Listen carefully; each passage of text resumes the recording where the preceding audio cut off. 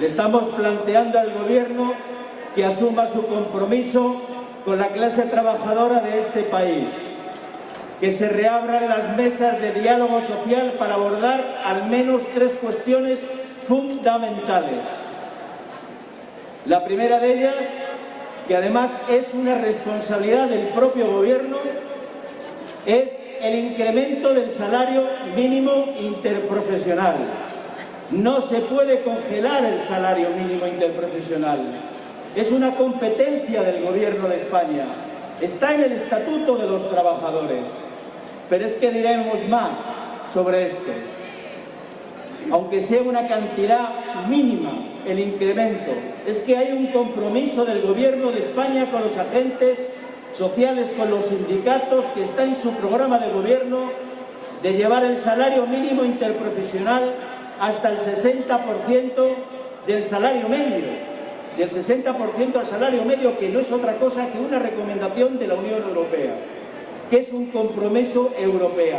Luego, no estamos locos cuando pedimos el incremento del salario mínimo interprofesional, y lo hacemos entre otras razones, seguramente la más importante, y es para combatir la pobreza salarial, y para que el salario mínimo interprofesional sea también un revulsivo para tirar de la economía hacia adelante, para que haya más capacidad de renta, para que haya más renta disponible en el bolsillo de las personas. Luego, el subir el salario mínimo interprofesional es una cuestión necesaria para relanzar nuestra economía, además de una cuestión de mera decencia. Hay que subir el salario mínimo interprofesional, tiene efectos sobre el conjunto de la negociación colectiva. Esto es muy importante. Mirad, el año anterior, cuando se subió el salario mínimo interprofesional, el Gobierno además lo justificó colocándolo en la agenda europea, colocándolo también en el desarrollo sostenible, para conseguir equilibrio, cohesión social, erradicar la pobreza. Hay que subir el salario mínimo interprofesional. El Gobierno tiene que incrementar el salario mínimo interprofesional. Si no hay acuerdo, porque lo que no es de recibo, ya lo hemos dicho en otras ocasiones y yo lo voy a repetir aquí, no es posible que el Gobierno permita a la COE su capacidad de veto. No es posible que el Gobierno diga, bueno, eso es una cosa que está en el marco del diálogo social y si no hay acuerdo, pues se queda como está. Si eso es así, se le está concediendo a la patronal española una capacidad de veto que no es aceptable. Porque si no hay acuerdo, el Gobierno tiene que cumplir su obligación. Y su obligación es legislar.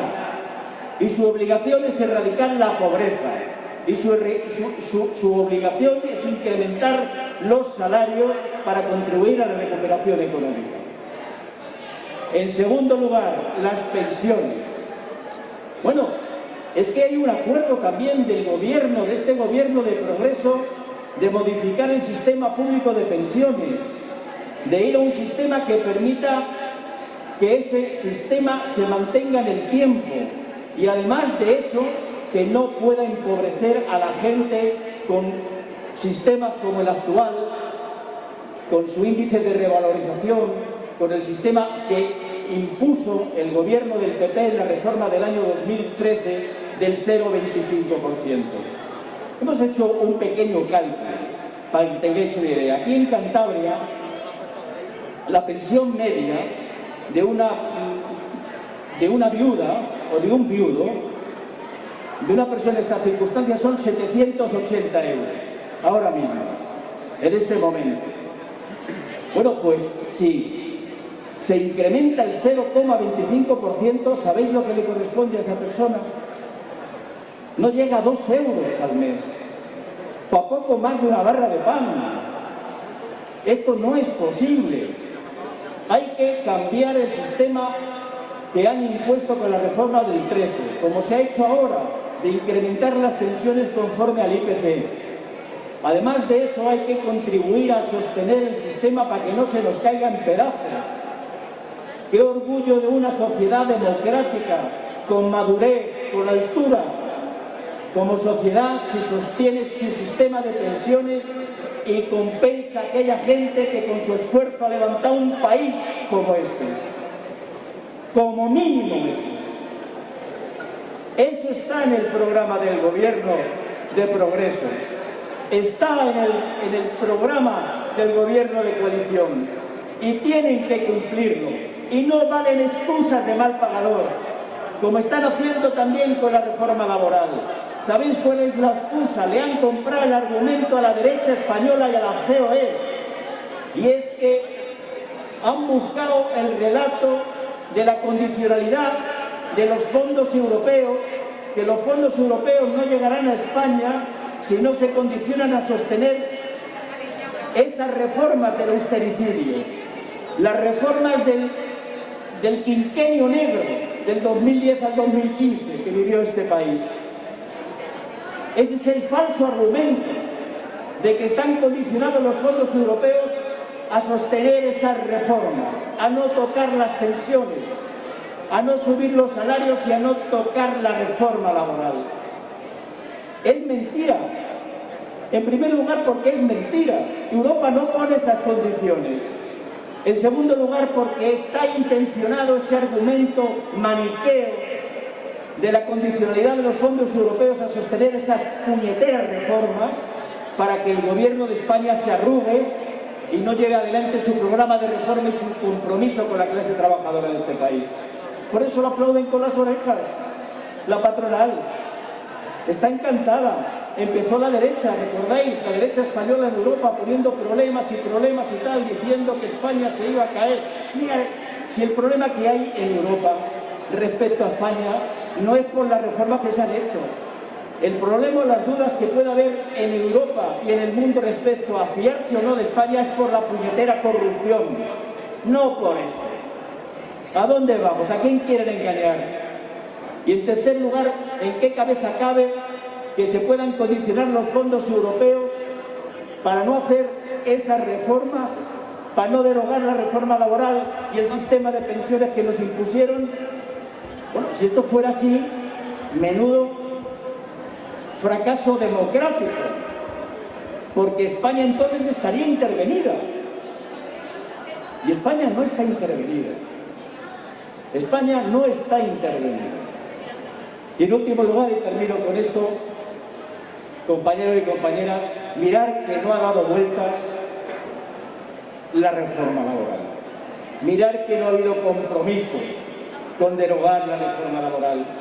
Que si los aspectos más lesivos, que si lo de la ultraactividad, que si la prevalencia del convenio sectorial frente al de empresa para que no hagan convenios a la carta con el sobrino del jefe, o despedir a la gente por bajas por enfermedad que hubo que rectificarlo sobre la marcha, o esa rectificación que ahora se ha hecho de la reforma laboral facilitando los ERTE de fuerza mayor, entre otras cosas, para que no hubiera una cascada de despidos que ya ha habido, pero eso se ha podido taponar.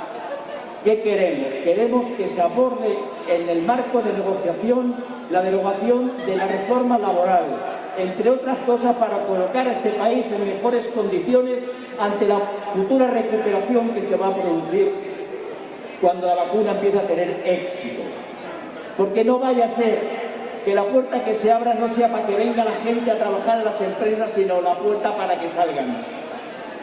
Y empecemos con los ajustes, cosa que sí permite la reforma laboral y que sabéis muy bien los que estáis aquí, los hombres y mujeres de comisiones obreras y de la UGT. Lo sabéis muy bien, porque a la primera de cambio el empresario modifica las condiciones de trabajo sin encomendarse ni a Dios ni al diablo, porque a la primera de cambio el empresario se descuelga del convenio. La implicación de los convenios está en esa reforma laboral. No es posible sostener ese modelo que nos ha llevado a la ruina laboral en este país. Somos campeones en precariedad laboral en este país, en Europa y Cantabria campeones de España en precariedad laboral. Eso es lo que pedimos los sindicatos. Estamos en esa fase de reivindicar, de sacar a la calle las cosas. Hicimos un 1 de mayo del año pasado virtual. No nos lo pidió nadie, lo hicimos nosotros, como hacemos hoy aquí esta concentración y en toda España, guardando las medidas de seguridad, porque lo mismo que le exigimos a las empresas en materia de salud, nos lo ponemos nosotros como ejemplo, manteniendo las distancias. En eso estamos y no nos va a cambiar el paso nadie. Hoy, 11 de febrero, esas reivindicaciones. Pasado mañana, 8 de marzo, por la igualdad. Después, el 1 de mayo. Estamos en esa estrategia de elevar la tensión para llamar la atención al Gobierno de España, recordándole que cumpla con sus compromisos, porque en este país se han hecho muchas huelgas generales y muchas de ellas se han hecho para defender el sistema público de pensiones cuando nos querían cambiar los periodos de cálculo de las pensiones, y se han hecho para defender marcos laborales más decentes, y se han hecho para defender el empleo de calidad y con derechos. Y eso se lo tenemos que recordar a este Gobierno de España y al de aquí también, que tiene la obligación de reconducir esos puñeteros presupuestos para facilitar un segundo acuerdo COVID-19 en Cantabria que permita acompañar los ERTE de fuerza mayor y los complementos y las ayudas a las personas que están con cuidado de hijos, y fomentar un plan de empleo, que en Cantabria no hay un plan de empleo, parece mentira, con el mercado de trabajo que tenemos. Bueno, compañeros y compañeras, me alegra muchísimo veros aquí, me alegra además que estéis confiando en que tenemos fuerza suficiente, acumulando fuerzas, que es lo que estamos haciendo, subiendo el nivel de tensión para dar la batalla si hay que darla con mayor contundencia. Gracias.